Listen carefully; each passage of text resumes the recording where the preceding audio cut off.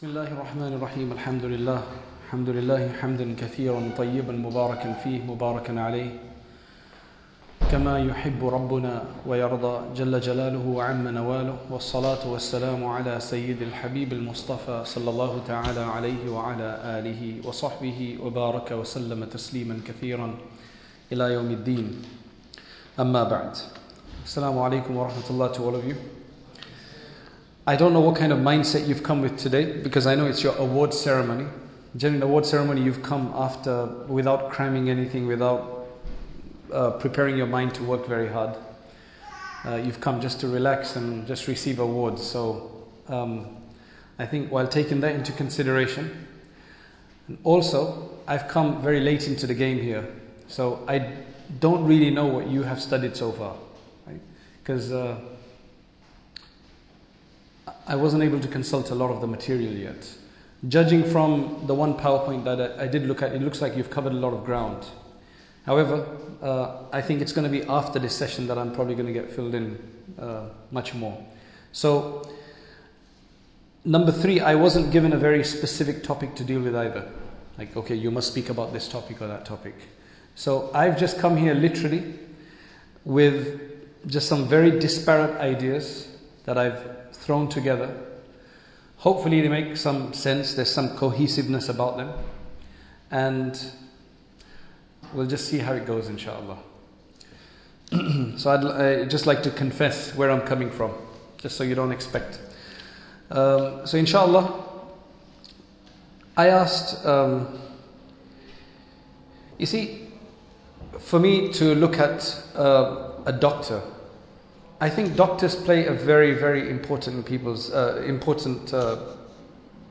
position in people's lives. I mean, I'm sure you know that.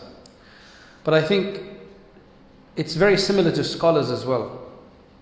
We play also a very important place in people's life. We have a very important place, and the reason is people are going through maybe a religious crisis, a spiritual crisis. So when they consult a scholar, depending on the way that I react, I could be either consoling that person, I could be maybe removing their confusion that they have, reassuring them, or I could be actually making their situation worse. Sometimes people have told me that so-and-so is he's not very happy with you.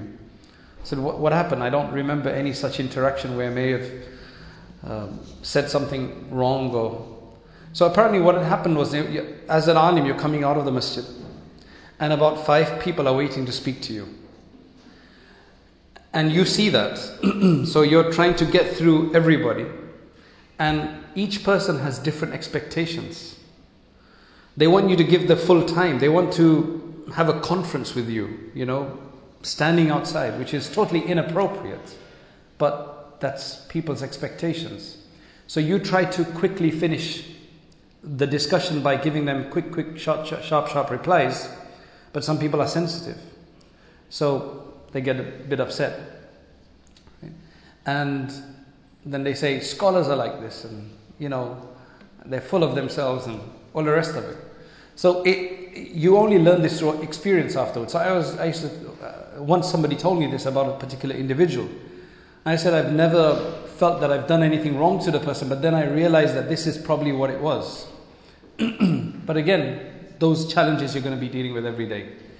I'm sure it's the same thing with doctors, that you have a certain number of minutes to see so many different, and I've been to doctors, and sometimes they're just trying to finish you off quickly.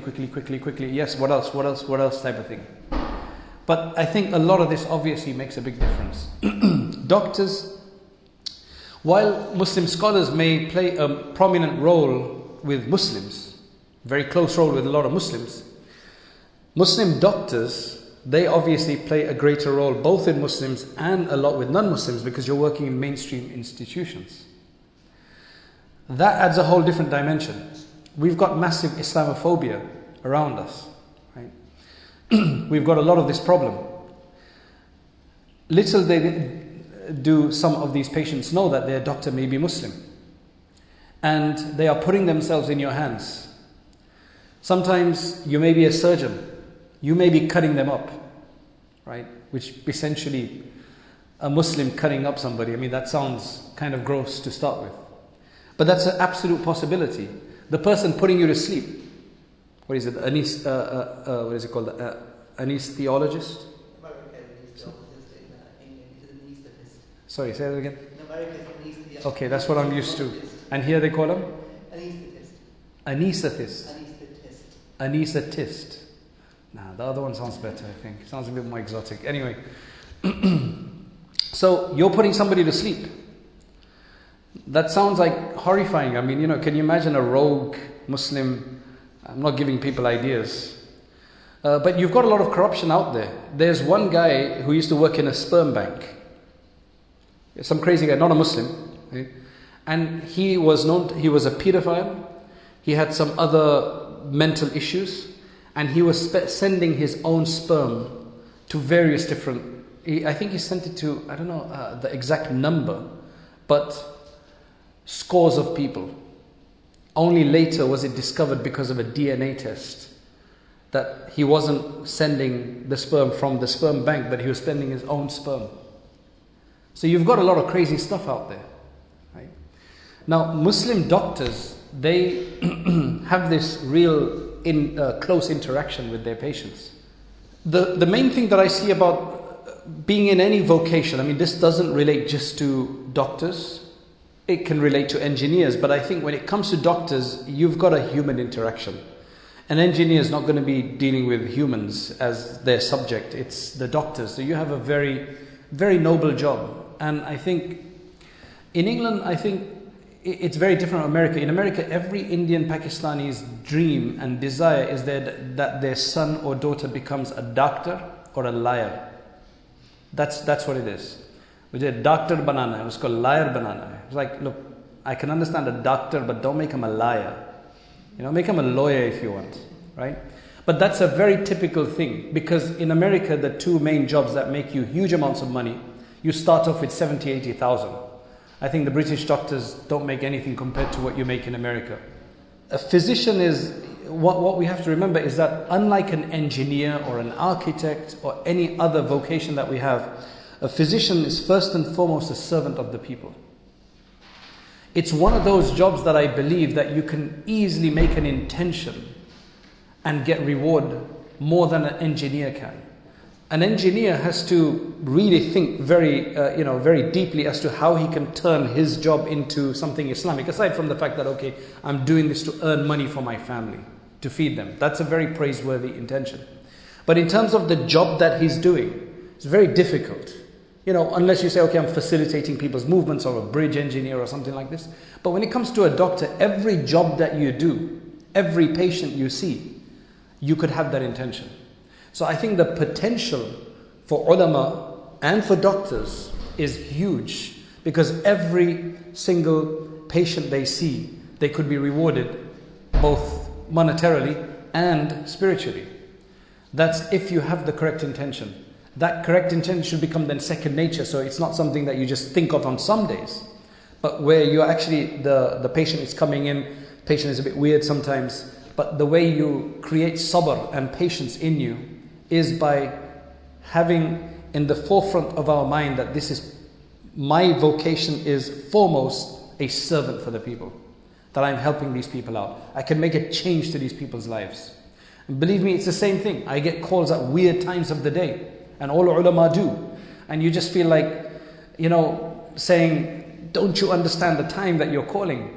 And they will come out with some random questions. But then you just have to realize that, look, I'm getting a reward, because look, as an alim, we give lectures, we can write books, lead prayers. Now, in a lecture or writing a book, what do you think the return rates are? In terms of how many people will benefit from that and actually practice what I give a Jummah bayan. How many people do you think I'm talking to that? I may be talking to 1,000 people, but how many people what will be my return on that? On a normal khutbah, normal bayan. What's the percentage? It's about 5 to 10%.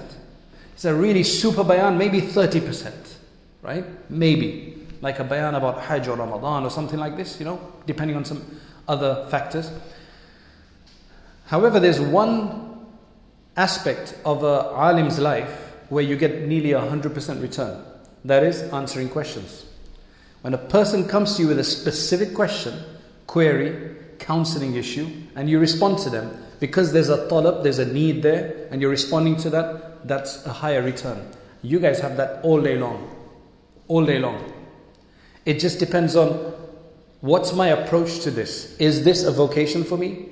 Is this just, I'm stuck in being a doctor, my parents forced me into it, or whatever the case is? What's the story? So maybe that will help to, inshallah, just the kind of bad days that you have that, to drive you along, inshallah. So it's a very sensitive task at hand. Just to give you an example, my mother had, rahimallah, she's passed away now, but she had cancer. Started off as breast cancer, then it went eventually to the lungs and so on. But she had treatment, she was fine for about good 9-10 years, then it came back, then she had a chemotherapy, then she had to have another session. She, mashallah, she really pulled it through for a very, very, very long time. That Ramadan, before she died around just before Hajj, so that 2 months before that was Ramadan, she finished 7 Qurans in Ramadan, right? She's passed away, but what I'm trying to say is after Ramadan, it was only after Ramadan when the second set of chemo nearly over and it didn't work. There wasn't much benefit to it. And the doctors are insisting on telling her, because I think there's something that you have to tell the patient, you can't keep the patient in the dark or something. They're saying, look, don't tell her, right? They had to tell her. And then she just went downhill. So once she knew that it wasn't working, I think finally she just lost her drive or whatever the case is. And then I guess humans have this ability to, which I don't know, I mean, I'm sure there's a lot of studies on that, where you can fight something, right? And so eventually she just started deteriorating, because I think she eventually lost hope that, okay, it's all spread, there's no hope anymore. So I think, Islamically speaking, I'm not saying that we need to be deceptive, but we need to give as much hope as possible. A lot of the time, from a patient's perspective, you go to the doctor because you've got some weird pains or some weird feeling in the stomach or whatever, and you have a fear that it could be ulcers or it could be something worse than it is. You go to the doctor, he checks it out and says, no, it's not an ulcer, it's not this, it's not that. And how much satisfaction and reassurance does that give you? Huge amount. It makes you better. While if you had stayed in that mode of thinking you've got a big problem, you'll probably end up getting some other problems, because it's mind over matter. A lot of these things do influence us. Because there's an external to internal, I'm sure you guys know this much more than I do, but a study that I read about was that there was a group of people who were studying facial expressions, human facial expressions. There's millions of them. So they had an understanding that obviously, and how you're feeling, that's how your facial expressions will be. Now, we know that, right? So they were systematically going through expressions of joy, expressions of anger, expressions of sadness. So on this particular day, it was the day to do angry and sad faces. So they were obviously trying to recreate these faces. By the end of the day, they actually noticed that they were actually feeling sad and frustrated. There was no reason to feel sad or frustrated. There was no external factors to do that. But they felt that way. So that's when they discovered that just as internal feelings affect our external expression, likewise, sometimes our external expression also has an effect on our internal feelings. And thus then you understand the hadith of Rasulullah sallallahu alaihi wasallam, which is that it's a sadaqah that you meet your brother with a smiling face. And talqa akhaka biwajhin taliqin. Which, if there was even slight acrimony or slight suspicion in the heart, slight resentment in the heart from some miscommunication of the past, you go to somebody with a smile, khalas, that does such a big job. So giving, what is a smile essentially? It's a reassurance. Look, it's a sense of security. It's showing that I'm safe with you. Likewise, I think doctors need to give as much reassurance as possible to build that within your work ethic. While telling people what they have, what they must do. But there needs to be a lot of, it makes a big difference. It's half the, to be positive is half the cure sometimes. Words have a massive impact. The better I think when it comes to dealing with people, I think the thing which matters is our akhlaq, our character system. According to people like Imam Ghazali, Maulana Ashraf Thanwi and many others, they've reduced this down to 3 faculties, right? I'm sure you must have heard of this. All of our character, our akhlaq, our behavior, our conduct, it's reduced down to 3 things. One is, it's the moderation of 3 internal faculties. That of anger. And again, anger is not the right word, but it's good enough in this context. Desire. And number 3 is the intellectual faculty. So when you look at each of these faculties, let's take the intellect first.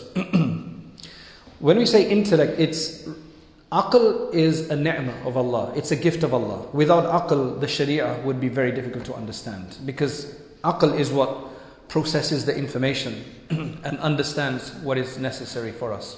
That's the intelligence. So when it comes to aql, how much can we use our aql and intelligence? How far does reason go? Clearly there is a jurisdiction beyond which only revelation, as that's the Muslim belief anyway. So to use it to that level, to try to go beyond that and try to go into the realm of the unseen and other aspects, the eschatological realities and other matters, it's not going to work. So that's the extreme in that sense. But then there's also shortcoming for a lot of people. A lot of Muslims just don't use their aql. They just don't reason very well. They follow trends. Majority of people are that way. They're followers. They're not leaders. They just, whatever they find, they just follow the normal trend. That's what's happening. So that's where you have what they call in Arabic ifrat and tafrit, which is basically extreme exaggeration on one side or shortcoming on the other side. So that needs to be in moderation. Number 2 is the anger. For somebody to have his anger faculty and overuse it, it leads to tyranny and murder, killing, social cleansing, and everything else basically. It goes to the extreme in that regard. On the other hand, if the anger faculty is not exercised sufficiently, then the person is a coward. So the shortcoming in that regard is cowardice. And thus a person won't even stand up to fulfill his own rights, to stand up to defend himself even, to defend his family, defend his religion for that matter, or anything. It's like, yeah, just laid back, just carry on with my computer game, my Pokemon or whatever it is. I don't care what happens. That's basically extremes, to avoid the extremes on both sides. And the desire one is very simple. I mean, going extreme in that leads to all of these exotic forms of sexual vices, sexual deviancies. We don't need to highlight them. Everything up to pedophilia, which is still haram. Still considered to be a taboo in our society today, right? And so on and so forth. And a shortcoming, Jazakallah khair. And a shortcoming in that regard is that a person doesn't even fulfill the right of their spouse. Right? So these are the 3 internal faculties which make up the character of human being. If there is equilibrium and moderation in these 3, then the output, how we react, is going to be moderate. And the closer that is to moderation, the closer the Prophet ﷺ is, the closer the person is to the prophetic equilibrium. Because the Prophet ﷺ was the most finely tuned individual in this regard, with the best character. إِنَّكَ لَعَلَى خُلُقٍ عَظِيمٍ, sublime character. Now if you look at Umar radiallahu anhu, he's very close, but his anger faculty was a bit high. As we know, he was willing to always, whereas when you go to Abu Bakr as-Siddiq radiallahu anhu, he was more on the merciful side. But Both of them were much closer to the prophetic equilibrium than many of us would be. One is you have a natural shyness. A person is just an introvert, naturally shy. There's no reward in that. Yes, they won't get themselves into trouble a lot of the time as extroverts would. But at the same time, there's no reward for that because that's not haya. Haya is religious modesty, where it's done for the sake of Allah, not just the natural shyness. Because natural shyness will prevent you from doing certain things where you're supposed to speak up. Where the deen and the religion would tell you to speak up and to do something, natural shyness would actually be a prevention. So natural shyness is not haya. Haya is a very special bashfulness done for the sake of the deen, right? Which is, as the hadith of Abdullah ibn Masud says, is to protect the head and everything that is attached to the head, the stomach and everything to that, and to be concerned about the hereafter. So what we want to do is we want to fit into a proper Muslim paradigm, to try to fine-tune our character so that we can be contributors to our society through our work. Because Allah has chosen each one of us to be in a particular vocation, as a scholar, an engineer, an architect, a doctor, or a lawyer, whatever it is. Each one has its own things, but I think when it comes to the doctor, it's a very, very hands-on, very close interaction with non-Muslims, right? Especially, you can make a massive change to their life in that regard. I think we need to obviously go beyond our surgeries, and I know every medical doctor out there is not going to do this, but the few aspiring ones, or as many as there are, to try to get to a limit where they can actually contribute to the discourse. How certain, what is it, Jeremy Hunt? Is that the one everybody's angry with, right? To get to the level where you can advise on these aspects. I think that's what's important. Because currently we're always on the receiving end. And that's because we don't try hard enough to get to the level. And as bad as everything may seem, I think we still have huge opportunities. I still have a lot of optimism. I just don't think we try enough. Everything is a conspiracy theory. Everything is that they're out to get us. They won't let us prosper. They won't let us progress. And I think, yes, maybe in some cases that is the case. But it's not that across the board. There are still a lot of good people out there. A lot of good people out there who want fairness. They just want us to show them that that is the case, that that's what's happening. And when we show that, you will see that they will make room for you. For example, a friend of mine who works in a housing association, he was actually headhunted for that because he knows a specific software that housing associations use, and he can work with that. And he's the only Muslim that works in that organization. And what they've done for him is that when he went for the interview at the beginning, he said that I need to pray 5 times a day. So at least 2 times a day I'm going to need to pray. So I'm going to need some place. So they took down the information and then they said, okay, look, let us research this. We'll get our human resources section to research all of this and get back to you. The next time they said, look, we've figured it all out. We've done our research. Next door is there was a motel next, what is it, a Holiday Inn, or I can't remember what it was, right? We're going to rent a room out there for the whole year for you so that you can go and use it anytime you want. And he said, look, you don't need to do that. I just need like a small space. So they found a storage place where they cleaned it up a bit and put a little carpet in there. And he just told me just in Ramadan, he said that before I could even tell him Ramadan is coming up, they sent me my new timetable and it said, Ramadan. And I'm only the Muslim. I'm the only Muslim. But that's because he's able to contribute well to, a lot of us, unfortunately, we've got extremes in this regard. This is what, in the mainstream industry, right, we've got 2 extremes. One is the extreme of those who think they're very religious, but they slacken their work.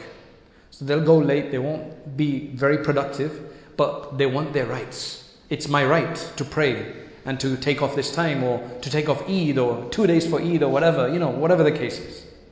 But they're not really producing anything. They're not contributing. On the other hand, we've got some huge contributors, but unfortunately, they don't even tell anybody they're believers. They've just become completely part and standardized, completely part and parcel of the system. And they will basically sacrifice the Islamic principles for that. What we need are people who are contributors, the best at what they do, but who are also proud of their faith and know how to impart that to people and be respected for that. And I think you can only do that if there's a will, there's a desire, if you're ambitious, if you've got a goal in mind, and you want to learn from others. Essentially, our character, we can only improve in our character if we open up ourselves to change. If we believe that we are perfect as we are, and I'm happy with the status quo, then we will never progress. We will justify all the wrongs, we will be arrogant, and we won't enhance ourselves at all. But it doesn't matter how old we are or what stage of our life we're in or vocation. If we keep ourselves open to learn from others and how we can do things better, then inshallah that's a possibility. There's a number of areas, my time is up. There's a number of areas of research that I just want to draw your attention to that I've been thinking about for a while. There are certain inherent diseases that are primarily found in Asians, Indian, Pakistanis, Bangladeshis, and so on and so forth. Now, of course, what's the cause for that? There could be many different causes, right? One thing to look at is we live in this climate, but we're still eating foods and spices imported from other climates. How conducive is that? I know we're not going to give that up, right? But I'm saying, how conducive is that? Does that impact on our health? Because Allah clearly created, why are certain things created in certain countries and not in others, or certain areas and not in others? Now, mashallah, we do live in England, which is like the crossroads of the world, where we get everything, mangoes throughout the year, whether they're, sometimes Pakistani mangoes, sometimes Indian mangoes, sometimes South American mangoes, right? Or whatever the case is. But this is something to think about, the effect of our diet on us. So some real studies need to go into these kind of things. I think another thing that's really helpful is not to be just fixated on our allopathic system. I know that's what you primarily practice, I'm assuming. But in fact, many doctors I ask, they don't even know that they are practicing allopathic medicine. Because that's the only system that they know, and everything else like homeopathy and Ayurvedic and Unani or Greek, Hellenistic, whatever, that's all, it doesn't stand up to science, it's not, provable and so on and so forth. But I think we should keep our minds open about these things and not be just so fixated on this. Of course, you have to go within the legal framework that you have to work in, but allopathic medicine has obviously given huge amounts of benefit to the world, and while there are people who say you should always take natural medicine, my thinking, and again this is just on a very preliminary level, my thinking is that doesn't seem to be very plausible. Yeah, it's effective, but I don't think you can rely just on naturopathic medicine, because we are consuming so many chemicals. We are consuming so many preservatives. The food, if we leave that natural, if somebody is very organic, very natural, and he's avoiding all forms of additives and all of these other artificial things, then maybe naturopathic medicine would be perfect, right?